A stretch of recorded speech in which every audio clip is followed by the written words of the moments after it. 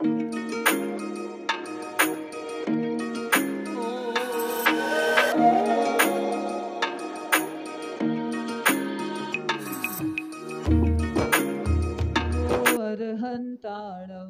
नमो सिद्धाणं नमो आयर्याणं नमो वज्रायाणं नमो लोये सवसाहुणं।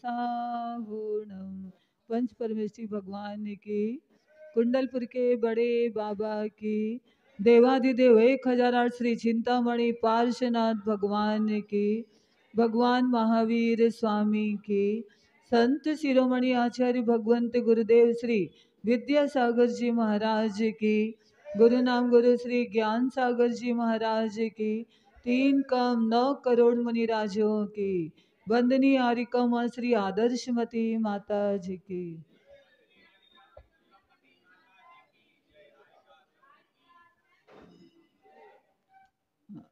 प्रश्नोत्तर रत्नमालिका है। प्रणिपत्य वर्धमानं प्रश्नोत्तर रत्नमालिकां वक्षे नागनराम्बरवन्द्यं देवं देवाधिपं वीरं। 11 नंबर की कारिका से प्रारंभ करेंगे। किं जीवितमनवद्यं किं जाड्यं पाटवेऽप्यनभ्यासः को जागर्ति विवेकी का निद्रा मूढ़ता जंतो। नलिनीदलगत झललौ तरलं किं यौवनं धन्वथायु के शशधर करनिकरा नुकारिणः सज्जना एव।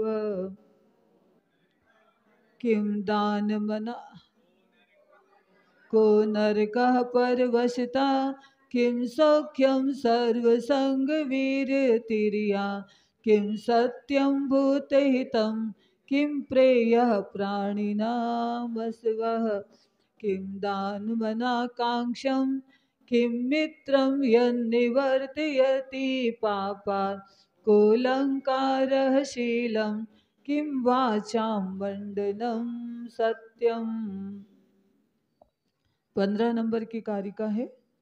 किमनर्थ फलं मानस मसंगतम का सुखावहा मैत्री सर्वव्यसन विनाशे को दक्षः सर्वथा त्यागः। कल 2 प्रश्नों का उत्तर सुना था कि अनर्थ का फल क्या है? असंगत मानस होना। सुख देने वाली चीज क्या है? मैत्री भावना। और समस्त दुखों के नाश में कौन समर्थ है? सर्व प्रकार से जिन्होंने परिग्रह का त्याग कर दिया है, वही सभी के संकट को दुख को दूर करने में समर्थ होता है। समस्त दुखों को नाश करने के, स्वयं के भी दुखों को नाश करता, अर्थात कर्मों को नाश करने की सामर्थ्य कौन रखता है? जिसने सर्वथा परिग्रह का त्याग कर दिया। अब 16 नंबर की कारिका। कोंधो यो कार्यरतः को बधिरो यः शृणोति न हितानि को मूको यः काले प्रियाणि वक्तुं न जानाति। कोंधो यो कार्यरतः को बधिरो यः शृणोति न हितानि को मूको यः काले प्रियाणि वक्तुं न जानाति। हाँ पढ़िए।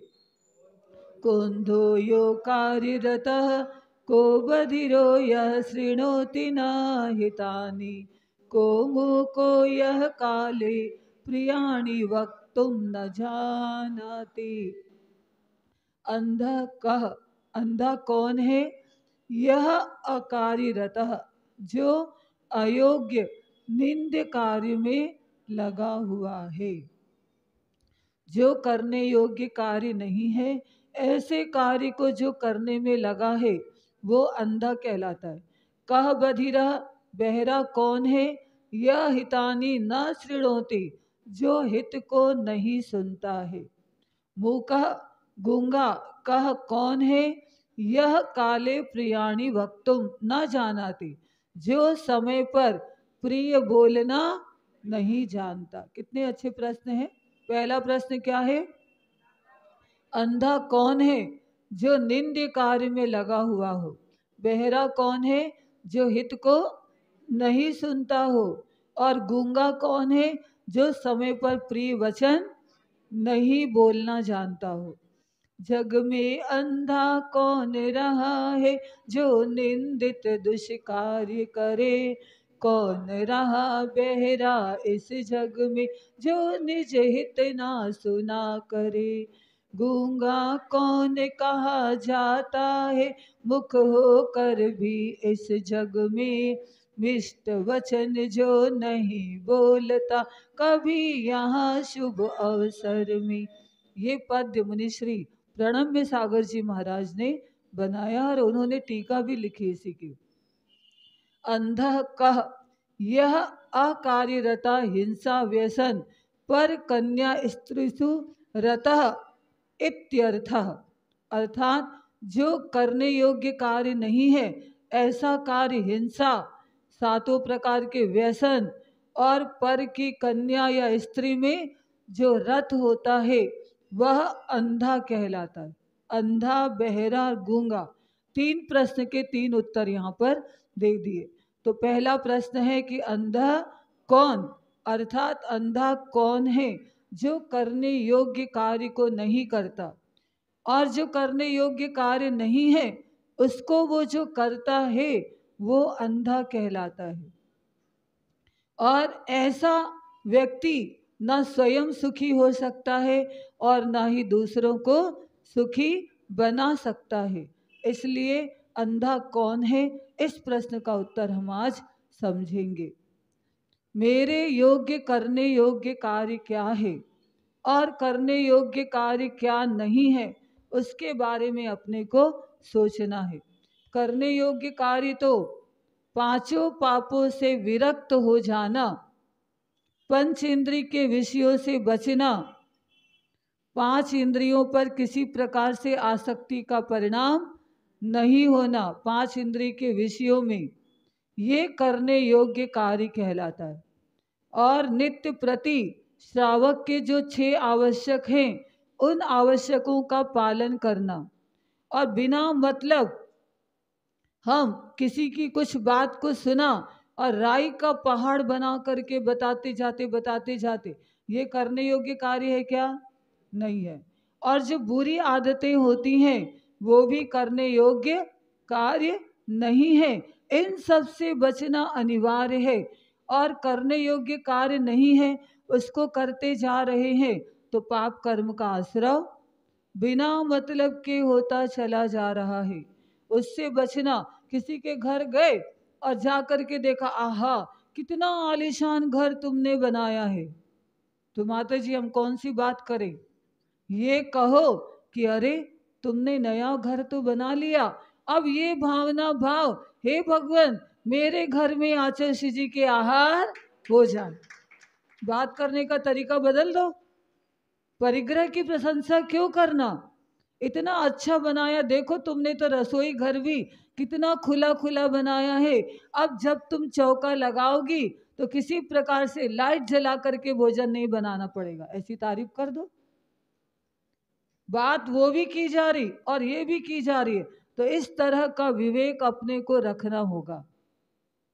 कोई हथकरघा की साड़ी पहन करके आई, आपको तारीफ करना है तो कैसी करेंगे? ओहो कितनी अच्छी साड़ी खरीदी है, ऐसी और भी खरीद लेना। ऐसा नहीं, क्या तुमने हथकरघा के वस्त्र पहने, ओहो जब तुम पूजा करोगी कितने अच्छे भाव होंगे, जब तुम आहार दोगी तुम्हें स्वयं को संतुष्टि का अनुभव होगा कि मैंने शुद्ध वस्त्र पहन करके आहार दिया है।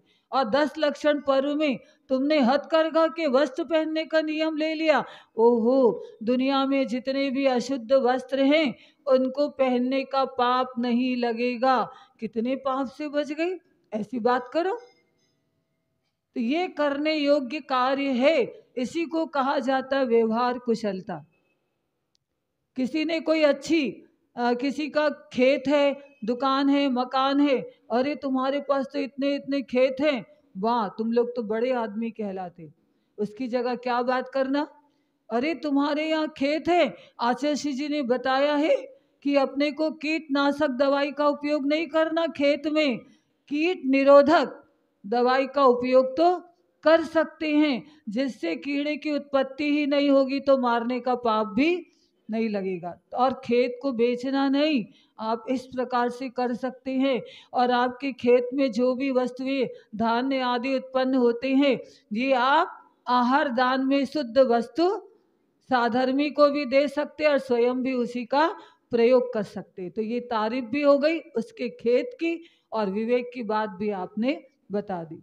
ये उदाहरण आपको बताया है। तो इस प्रकार से यदि आपस में भी चर्चा करो तो विवेक पूर्वक अपने मुख से वचन निकलना चाहिए। और पंच इंद्रिय के विषयों के प्रति आसक्ति है तो इष्टोपदेश में अपने आचार्य श्री पूज्यपाद आचार्य कहते हैं कि जितनी जितनी पंच इंद्रिय के विषयों के प्रति आसक्ति बढ़ती चले जाती है, उतना उतना हम देव सास गुरु से दूर होते चले जा रहे। और जितनी पंच इंद्रिय के विषयों के प्रति आसक्ति कम होती चले जाती है, उतना उतना हम देव सास गुरु के निकट होते चले जा रहे। अब 10 लक्षण पर्व में सबकी पंच इंद्रिय के विषयों के प्रति आसक्ति कम हो जाएगी अपने आप। हरि का भी नियम ले लेंगे, हरि का त्याग भी कर सकता है, कोई 10 उपवास भी करते, कोई एक आसन करते, कोई 2-3 उपवास कर लेते 10 लक्षण पर्व में, तो बेचारे सब्जी वालों की दुकान। लेकिन आपके देव शास्त्र गुरु के प्रति 10 दिन आप लोग अनुभव करना, कितनी निकटता बढ़ती चली जाएगी और आपको अंदर से संतुष्टि का अनुभव होगा।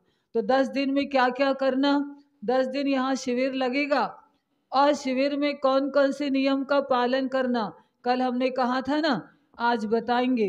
तो सब नीचे ऊपर जहाँ भी जो जो हो सब आके बैठ जाएं और ध्यान से नियम को सुनेंगे।